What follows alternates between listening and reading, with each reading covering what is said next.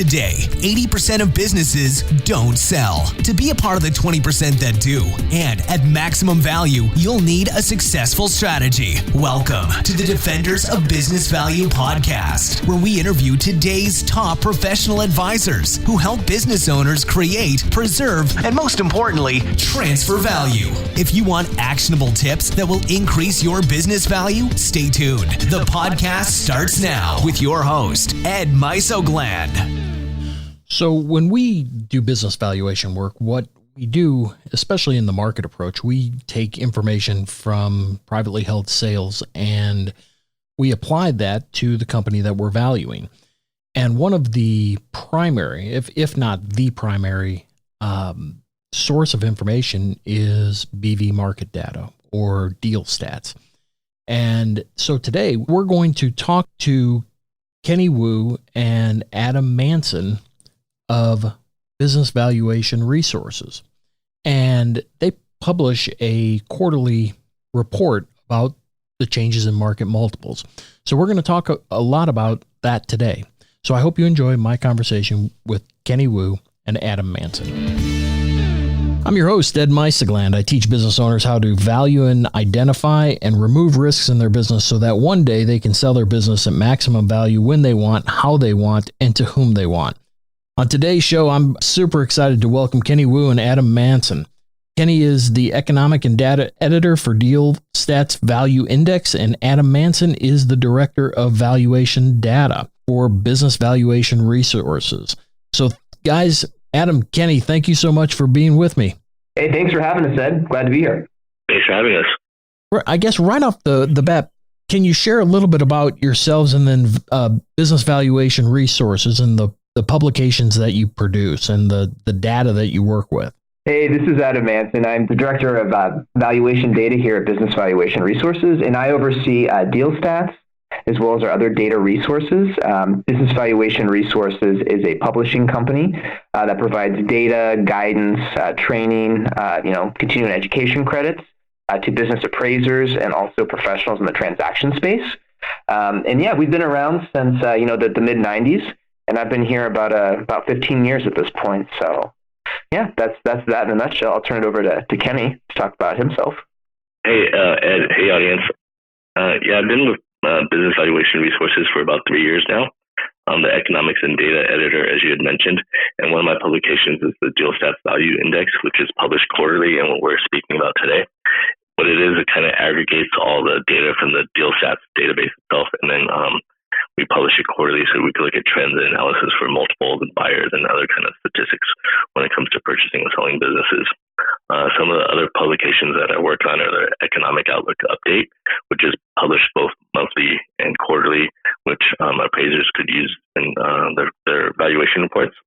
I work on the Merger Set Review, which is an annual publication highlighting M&A activity throughout the course of the year in the North American U.S. markets. And then I work on the Control Premium Study, which is also a quarterly publication focusing on control premiums. I got it. So where does all this data come from? Well, the data specifically from DealStats comes from two channels. The first is through our contributor network. So we receive data from those who participate in the business brokerage profession, M&A advisory profession, private equity, and they contribute transaction data directly to BVR, which is proprietary and not data that's available in the public domain. We also do research at the Securities and Exchange Commission website, using the Edgar database, as well as SADAR, which is Canada's equivalent of the SEC. And we document transactions of both private and public companies that have full financial information that allow us to report valuation multiples for those deals. And at this point now, about 70% of the transaction data included in DealStats comes through our contributor network contributors, and that's proprietary to DealStats. So at this point now, we have 70% of our transactions coming in from that source.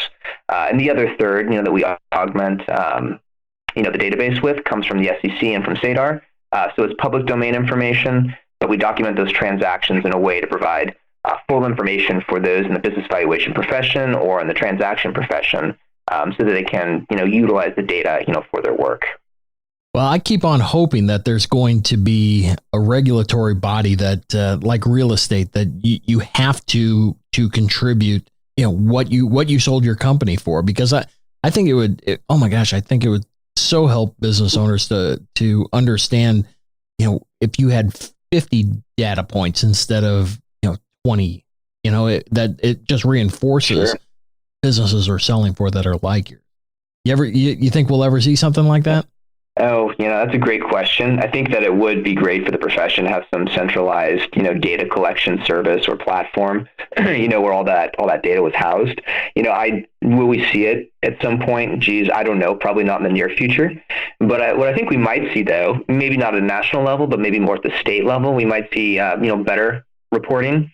Like the Business Brokers of Florida right now, for a state association, has done a great job collecting all those co-broker deals, that go through their members. And I think there's the potential for other states, to kind of follow that lead. So maybe we'll see that, in the near future here. And I think that would be great for everyone if we did. Yeah, I wish, the major franchises, the Sunbelts, Transworld, Murphy, and so on and so forth. I wish that they would aggregate it and turn around and send it to you guys, because I do think it is so important, especially these days where the advisory services on the pre-sale is so much more important than, here, let's just put it on the market and see what happens. It's funny that you say that, Ed, because we actually do have an arrangement now that's relatively new with both Murphy and Transworld. So they are collecting all their member information, and we are receiving it for DealStats. And I know it sounds like really like coincidental timing, but yeah, we just actually uploaded all the Transworld data yesterday, so it should be in DealStats right now. The one thing, though, that makes it a little bit different, though, is that they just started requiring that members provide closed deal information when they close out a listing. So we'll see better reporting, I think, from Transworld going forward. So right now, it's kind of limited what they've, required members to report, but going forward, they have to put in a sale date, a sale price, and other pertinent closing information. So we'll have really great reporting there going forward. But yeah, we do have both the Murphy and the Transworld data sets in DealStats right now. Well, when one or two go, the rest will follow, is the way it typically happens in the brokerage industry. That's great. Sunbelt, if you're listening, we'd love to work with you. Fair enough. Well, I believe most of our audience would be surprised that nearly every business valuation that employs the market approach utilizes your data. I mean, can you talk a little bit about how many transactions do you have and the depth that the market comps go into? Because it's considerable. It's not just a couple data points. I mean, it is a unbelievable report, and I may put up a sample report in the show notes just so people can see. This is just not just like I said, just a couple data points. This is a full blown report on companies and the metrics at the time of the sale. Yeah, no, thank you. I think that's a great point, because, DealStats and, formerly Pratt Stats, so DealStats is a rebranded version of Pratt Stats. It wasn't the first transaction database, in the market for private companies, but the goal when it was created, was to actually report as much financial information as possible about those companies, so you have a more robust transaction, when you're doing that comparative analysis. So that's really the foundation for the creation of the database. And so right now we're at 36,000 transactions, and we collect 164 data points per transaction. And we actually collect more than that, but we currently report 164. And there's going to be some more some more data points that we'll be reporting here in the coming weeks. And I think we'll talk about that a little bit later at the closing of this. So yeah, I guess just a little bit of a teaser for some new data that'll be coming here that we'll talk about soon. Let's just jump into it. I mean, one of the things that this thing is, how many years has the quarterly report been coming out? Oh man, that is a good question. So we originally launched it as the Pratt Stats Private Deal Update, and I want to say we did that maybe, I don't remember exactly, but I'm going to venture to say maybe a decade ago. Yeah. And more recently, with the rebranding of Pratt Stats into DealStats and the new platform we moved all the data into, we kind of basically rethought about how we published that publication, what we were including, and we made a lot of changes to it. And Kenny, who's the editor of all our data publications and who spearheads that, I'll let him talk a little bit about some of those changes and kind of why we moved to the new format and the benefits of the new format. Yeah, we with the compilation of the data, we just thought we could package the publication a little bit more, provide a little bit more information to our audience, to our subscribers. So we're able to just provide a lot more robust valuation data. And a lot of it is client driven, actually. When the feedback that we get from clients in terms of trends and analysis that they like to see, that's what we're able to package in on the publication. I got it. When we look at the value index this time, I mean, one of the striking things that caught me was multiples are down. And I mean, I guess before you get into that, I mean, what surprised you guys in this quarter's publication? It was actually a little bit surprising because there's been a past trend where the first half and specifically the first quarter for the past several years, multiples have been down, and we're continuing to track that trend. We wanted to pitch that to you. What are you seeing in the marketplace? Are there less buyers? So there's less competition for sellers. So that's one thing that we're continuing to track, and it was an interesting trend because dating back to just about 2013, you see lower multiples being paid in that first half of the year, and then in this quarter it actually spiked. So it kind of broke off trend where it raised back to later half of the years. So we were just wondering what you were seeing in the marketplace. Well, I guess we haven't seen a whole lot of deviation in multiples being paid, but at the same time, I think first quarter are normally rollovers from fourth quarter.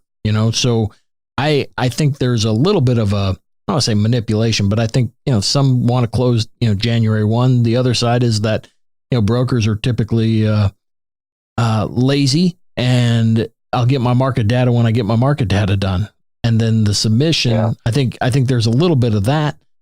But ultimately, I think those business buyers that are trying to get a deal done by the end of the year, I think are more aggressive and probably do pay a little bit more. I think. Mm-hmm. And you can definitely see that in the multiples, though, because in the fourth quarter, typically third and fourth quarter, you see the multiples at their highest. And just going back to 2018, the fourth quarter is 4.5 times EBITDA multiples being paid, and by the first quarter, it dropped to 3.4. You see it smoothing out by the second quarter, so you do kind of see what you were talking about, like getting the deal closed, paying a higher multiple, and then kind of like start of the year, the hangover effect, I guess you could say. Yeah, and the funny thing is, I don't know why that. I don't want to say why that is, but rather it's interesting that there may be something to do with credit. There may be something to do with wanting to get it in by year end, but I also think that there's something to do with competition. I believe that we see more. Well, I think first and second, especially first quarter, I think are carryovers from fourth quarter that ran into some snags, if you want to know the truth. And then I think perhaps you get some year-end data, and I think this is back to the whole sale prep world where business owners tend to take their foot off the gas while they're going through the sale process, even though you coach them on run the business as if you're not going to sell it. And I think what ultimately happens is year-end data comes out and the buyer's sitting there saying, yeah, well, maybe we ought to take a second look at your financials and then turn around and renegotiate, the deal. And that may contribute a little bit to it also. Yeah. One thing that I think that I had noticed as well, so when we moved from the private deal update to the DealStats value index, we opened up a lot of the buyer types to be a little bit more inclusive with the new publication. So, and it's, the first exhibit, we're looking at those EBITDA multiples, for private targets. We've included both public buyers and private buyers, in that data set. And I think that introduced a little bit more volatility, into what you see quarter to quarter. Right. If you drop down to the fourth exhibit and you kind of basically hold constant the buyer type. So I think the space that you're primarily working in, private buyer, private seller. I mean, the EBITDA multiple for the past decade there is pretty consistent. Right. When you start moving up to looking at what the deals the public buyers are doing, the public to private, then you kind of see some more movement, also with the public to public as well. So I think maybe that might be contributing to that data set there as well, some of what the public buyers are doing, with those private targets. Yeah, that's interesting. I guess one of the things that surprised me, aside from the multiples, was that the EBITDA margins had decreased. And if I remember right, there's an inverse relationship between the EBITDA margin and the EBITDA multiple. What do you guys see from that standpoint, and why? What's actually interesting is taking like a look at the data. Like historically, there has been a trend of the inverse relationship when like EBITDA margins have been higher, sales multiples have been lower. The same thing being said when EBITDA margins are lower, sales multiples are higher. Perhaps buyers don't think the earnings are sustainable, and they're going back to the norms. The same thing when they're low, or maybe they think they could turn around the business and pay a little bit higher price for it. Or maybe when the margins are lower, there might be competition in buying maybe a depressed business. So that may be one of the factors. But it's been interesting because we looked at it, and dating back to the Pratt stats database, that trend has continued for several years. I guess when I go ahead, I'm sorry. Oh no, sorry. I was just going to say it's weird because it seems like it's counterintuitive, right? Like you think, why would businesses with higher margins be selling at lower multiples? And it's funny because back when we had the Pratt Stats private deal update, and maybe not in later years, but if you look back and you pull some of the archives, we did quite a bit of analysis on multiples relative to various earnings margins, and we found that for revenue multiples, EBITDA multiples, when you compare, say you take the data set and you divide into quintiles or other types of groupings, and you rank them based on, operating profit margin or EBIT margin, the multiples would always decline as the companies became more profitable. And it's funny because it's kind of the opposite of what you would think. And, we've heard a couple of theories, and, they make sense to me, but, I'm sure there's plenty of others, but, a company with, above industry average margins, a potential buyer, might believe that, hey, that's not sustainable, that they'll return to some kind of industry norm in the future. Or, in the inverse scenario where, margins might be below industry, the thought that is, well, hey, when I come in, I can bring it up to, an industry norm level. So I think that might be kind of why you kind of see that inverse relationship. But that's at least some thoughts that I've kind of seen written about, and they kind of make sense to me. And that brings me to an interesting thought is how do you account for earnouts? Because they're probably not, and for those of you listening, an earnout is basically if then financing. And in other words, if certain benchmarks are met, then I'm willing to pay you X. So when I know a lot of our deals that we see, there is some earnout component or something that smells like it. So how does the database account for that, if at all? So we've never included earnouts in our selling price in DealStats or previously Pratt Stats, but where we have been referring to it and including it is we have two separate fields. We have one field which contains a value for the full amount of the earnout, so the total amount that's earnable. We also have another field which has the fair value of the earnout, and that's not determined by BVR or DealStats. That's if the earnout was part of a transaction from Edgar. When they went through and they did that, fair value determination for allocating the purchase price, we'll capture that fair value determination. But we haven't included those values in our selling price, but we do report them, and we also report the metrics necessary to achieve that earnout. So feasibly, with that in mind, a user could maybe screen out transactions that had earnouts if, they thought that was potentially throwing off some of the multiples, in their comparable company set. Or, they could include, the value of the earnout or some portion of that value in the selling price by adding it back and recalculating the multiples. Or if the fair value of the earnout was available in that field, they could use that value, Sure. in the selling price and recalculate their multiples. So that's how we've handled it. So basically, we report the information as best we can, and then we kind of give it to the user to make that election on their end. Yeah. Well, I'm still wrestling with the inverse relationship, and because that is so counterintuitive.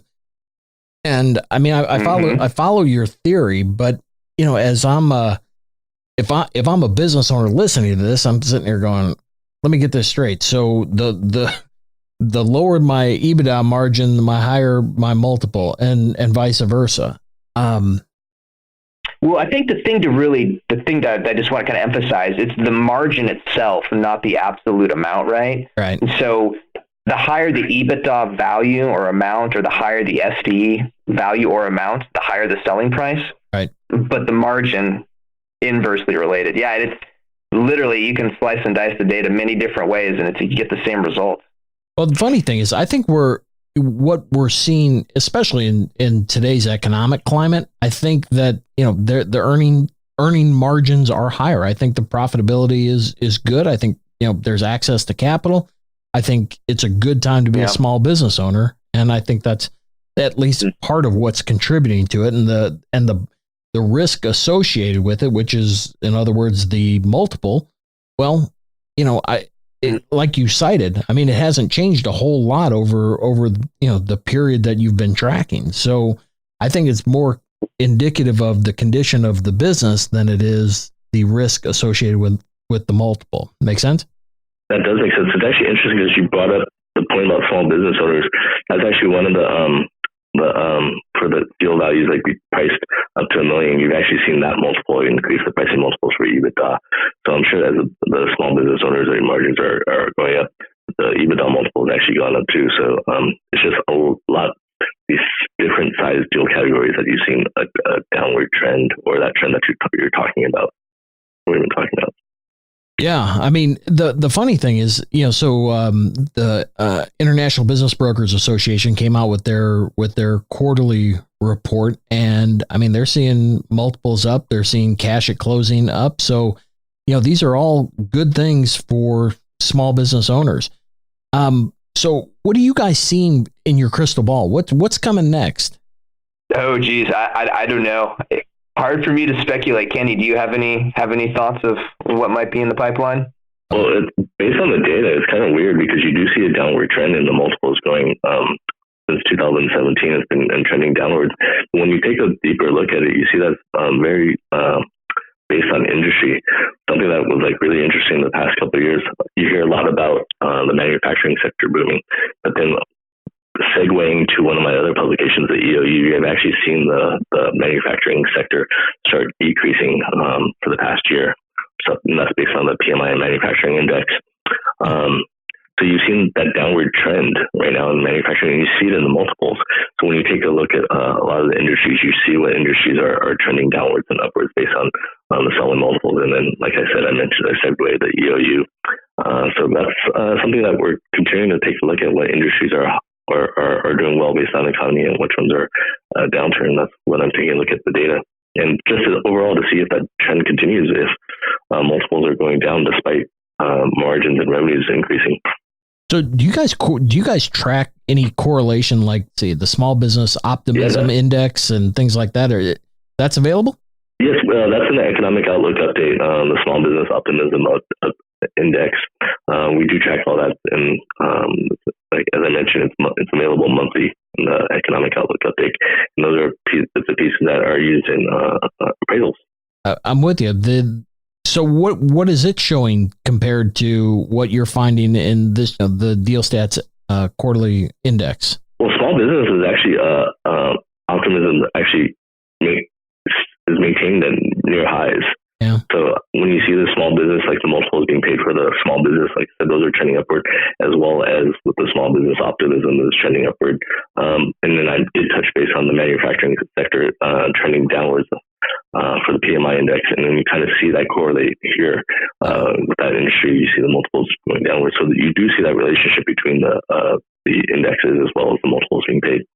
I got it. Well, I'll tell you, one of the things that, and this is just hypothesis, is that, at some point we know that there's bound to be a downturn. I mean, I think it's, probably a couple years down the road, but nevertheless, I think that it's coming. Our economy is cyclic, and that's just the way it works. But I'll tell you, I think buyers are recognizing, I need to get paid back. I need to get my investment back in a shorter period. And therefore, I think part of it is that, they're looking at their, the payout that, before I could pay, 5 to 7 years and get my money back. Now I need, 2 to 5 on the outside to make it work. And that might contribute to it. I time will tell whether or not that, a year or two after this, we'll probably be able to look back and see whether or not that held water. But I think that just from where we're sitting, I think that there is a certain level of I need to make a real good deal this time. Not that anybody's looking to make a bad deal, but I really need to make a good deal. Yeah. Having said that, yeah. I guess what are some of the other surprises that you guys saw in this quarter's report? Because I mean, it was a different report. You know, we kind of braced for it, but I mean, to see that you guys are seeing the same thing, you know, that kind of confirms what we were anticipating. Yeah. Well, one thing that I thought was interesting, and granted, we're still working on our data collection to give a more current figure, but the more recent private acquisitions of public companies, so either, you know, management takeovers or, you know, PE acquisitions where public companies taken private. I mean, the EBITDA multiple, you know, really increased in 2018. You know, we don't have enough data yet for 2019 to report a figure. But I just would kind of be curious to see where that ends up, because it had been fairly consistent for like the prior, you know, 8 or 9 years, and then it kind of, you know, elevated really quickly. That's one thing that kind of surprised me and jumped out at me. So yeah, we'll have to, you know, hopefully with the next issue, we'll have more data in there and kind of see where it's at for 2019, at least 2019 year to date. Got it. So lastly, so there's business owners that listen to it, business owners and advisors listen to this podcast. I mean, can they get their hands on this report that we're talking about? Is that available for private use? So we have a sample report, which is not the most current report, available on the DealStats website. And so if you visit bbresources.com/DealStats, you can download the prior quarter's issue. You know, but to get the most current, you know, issue available, you know, that's available to anyone who participates in DealStats via our contributor network. And so, you know, free access is given to anybody who submits closed deal information to the database, as well as any sort of subscriber to the database. So if you're looking for the most current access, you know, either get involved or, you know, look into getting a subscription. Got it. So with Business Valuation Resources, what's coming next for you guys? So one thing we have right around the corner, and this is something that's kind of been a little while in the making. We've gone through and we've done a project to backfill historical years of financial information for our records. And for about the last year, we've been asking our contributors for it as well. So one thing that we're about to do here in the coming, I'd say probably 2 weeks, is we're going to release an extra 35 data fields per transaction. And that'll put us right under the 200 data point per transaction mark. But what we're doing now is we're collecting up to 5 years. Well, I guess if you include the forecast, up to 6 years of net sales values were available for each company. And our goal with that is we're going to be reporting, you know, growth for that, you know, company over time, as well as what the advisor and the transaction expected the next year, you know, the next year's growth to be. You know, so we'll really start including some of that growth information, which we've been lacking from our transactions. And at this point now, we have about 5,000 records that have that growth information, either historical growth over time or historical plus forecasted growth. We've also been collecting historical and then also future forecast EBITDA values and SDE values. So what we're going to be able to do is we're going to be able to report, you know, historical, you know, earnings margins, you know, SDE and EBITDA margins over time, as well as the expected next year EBITDA and SDE margin. To kind of give a full picture of kind of profitability to see if is that current year consistent, is it abnormal, you know, just when you're kind of making that comparison and analyzing that transaction, you know, to see if it's, you know, useful as a comparable company. And we also started including some information more kind of specific to the real estate. So we're available. I know we've been including like sales per square foot. We've been including rent as a percentage of sales and also rent as a percentage of EBITDA. So EBITDA plus rent. So we have about 18,000 transactions. They're going to have that new real estate, what is that, real estate performance or kind of like earnings fields. So we'll have about 5,000 with historical and future growth values, as well as historical and future profit margin values, another 18,000 with that new real estate information. And so that should be online here in about... It's already on our test server. It's just, we got to kind of get the word out there, update our FAQ page, create a couple mapping files, you know, for existing users. But yeah, I'd expect to, expect to get an email from us in about 2 weeks or so with that information. That's awesome. You guys truly are the leaders. And I'm so grateful for not only you guys coming on, but and being so generous with your time and sharing, what came from the update. But I mean, seriously, you make certainly my reports substantially better. And we just passed our 2,100th deal closed. And so, you guys have been a big part of all those. And so again, thank you so much for your time and that. But before we go, how do we get in touch with you? I mean, I know you put us to the website, but any other sources? Do you guys have LinkedIn sites? Do Twitter, all those socials? Yeah, so our company does have a Twitter account, and we also have a LinkedIn company page. So you can connect with BVR or Kenny and I on either platform. We have a blog site. You can find all that stuff if you go to bvresources.com. We have links to the different social media platforms that we participate in, as well as the 2 blogs that we run. But yeah, you can also reach out to Kenny and I via email if you want to contact us directly. I'm Adam M. So M like Munson, so Adam M at bvresources.com, and Kenny is Kenny W for Woo at bvresources.com. Or if you go to the bvresources.com contact us page, you should find our contact information listed there, under the different departments that we participate in. So yeah, different channels, but yeah, please do reach out to us anytime. Yeah, definitely reach out for the subscribers for the DVI. I'm available with my phone number and my email address on the DealStats Value Index itself, as well as all the other publications that I manage. And then you mentioned LinkedIn. I actually go by Kenneth Wu for LinkedIn, but friends call me Kenny Wu. Yeah, I'll have the links in the show notes. But I'll tell you, and one thing I want to stress is especially to the audience, is that this is available to all of the. You don't have to be an appraiser. You don't have to be a deal guy. I mean, if you want this data, you can get a subscription and you can follow along, the same way that an appraiser or a deal person would in their ordinary course of business. So, can somebody do that? Oh yeah, that's excellent. We have, users who are, business owners. We have users who are in the legal space, like attorneys. Yeah. So there's a lot of non-appraiser, non-transaction professionals who are utilizing the data or utilizing the publication. So I think it really has wide applicability, outside just our kind of our core market.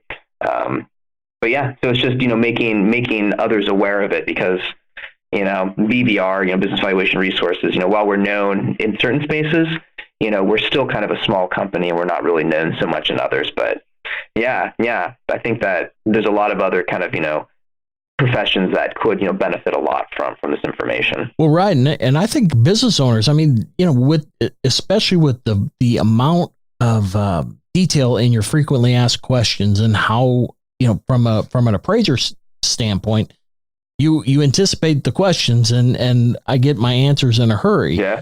That may apply to an astute business owner on how do I look at my business over time. And that's an interesting thing, because I think there's a lot of business owners that, before they call a deal guy, they want to do their homework. And I think through smart utilization of sources like you, I think it's a great place to start. Adam, Kenny, thank you so much for being so generous with your time and sharing the update from DealStats. You certainly make my report better. You have helped us help nearly 2,100 people over the course of our 38 years. And like I said, we're so grateful that you're there and helping us be better deal guys. So thank you so much for your time, and thank you for being defenders of business value. Thanks for having us. It's our pleasure. We love hearing feedback from our clients. Yeah, we really appreciate it. Right on. Yeah, thank you for all those kind words. And yeah, thank you for having us on your show. Thank you for joining the Defenders of Business Value podcast. If you're preparing your business for sale, visit LegacyTransitionAdvisors.com or text EXIT to 35893 to begin your journey to maximum saleable value. If you want more episodes packed with strategies to transfer maximum value in your business, visit DefendersOfBusinessValue.com. Better yet, subscribe now so you don't miss the future episodes. This program is copyright Legacy Transition Advisors, LLC. All rights reserved.